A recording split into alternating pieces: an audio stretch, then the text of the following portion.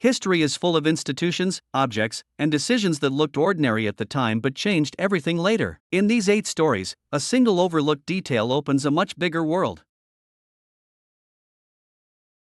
A quotation book opens, and almost every name on the page is a man. That lopsided shelf is the clue. In mixed-gender quotation volumes, the editors kept seeing the same pattern. Men filled most of the entries, crowding out women's voices. So they made a separate dictionary of women's quotations. It was a publishing response, built to correct the imbalance they had already counted. The result was a reference work with women gathered in one place. On the shelf, the missing voices finally had their own spine.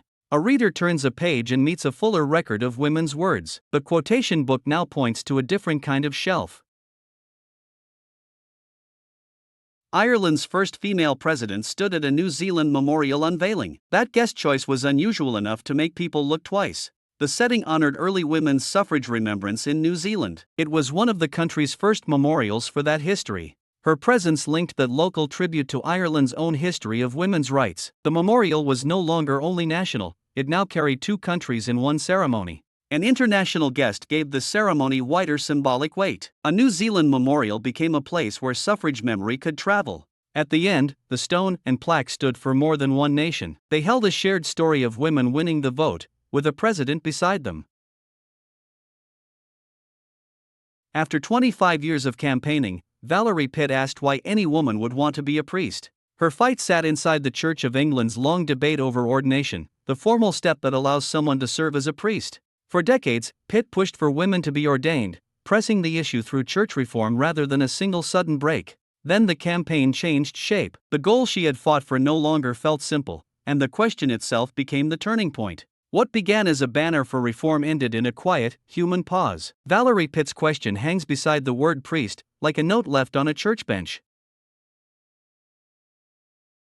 A medieval prayer book was opened for restoration, and its spine still held the original thread. That is the strange part. The book was the Book of Hours of Busu, a private prayer book from the medieval world. In 2020, conservators examined it closely during restoration. At the spine, they found the thread still sewing the binding together. That original stitching had survived the centuries without being replaced. That meant the restoration uncovered direct physical evidence of how the book was made. The spine itself became the proof. A worn binding can look ordinary until a close inspection stops at one thread. In Busu's prayer book, that thread stayed in the spine.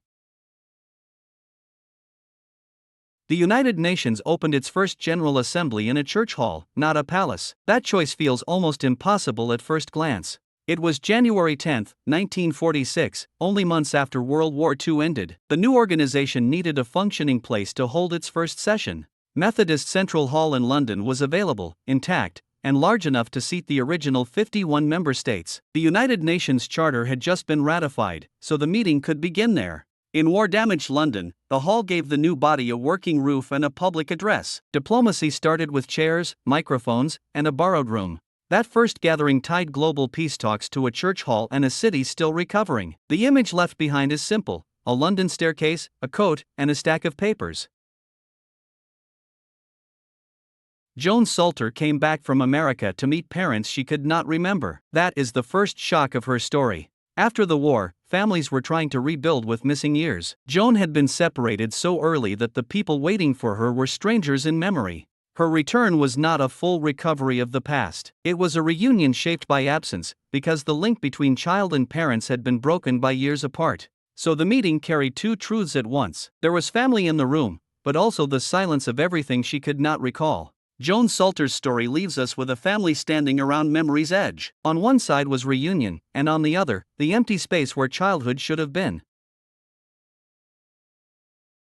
A Galilean fortress was once blamed on the city it faced. That is the strange part. For years, scholars read it as a Ptolemaic defense against the Hasmoneans. Ptolemy sat on the coast, watching the inland hills. The newer reading flips the direction. The Hasmoneans likely built the fortress themselves to watch Akko.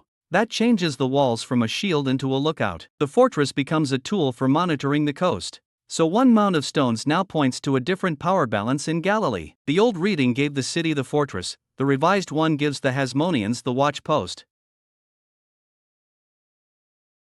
Grete Hermann was a mathematician, yet her wartime writing appeared under false names. That is the strange trail. She moved in the world of German resistance to Nazism. In that setting, a signature could be a risk, and a pseudonym became a shield. Under various pseudonyms, she wrote political philosophy articles for Der Funk and Sozialistische Wort. The false names let the work travel without exposing her identity. Those articles carried ideas through resistance networks while staying harder to trace. The pages could move where a known name could not. So a scientific mind worked through print, not a podium. On the table, Grete Hermann's pseudonyms sat beside Der Funk and Sozialistische Wort. If one small fact can rewrite the story, imagine what the rest of the archive still holds. Subscribe for more history that the textbook left out, and tell us which detail surprised you most.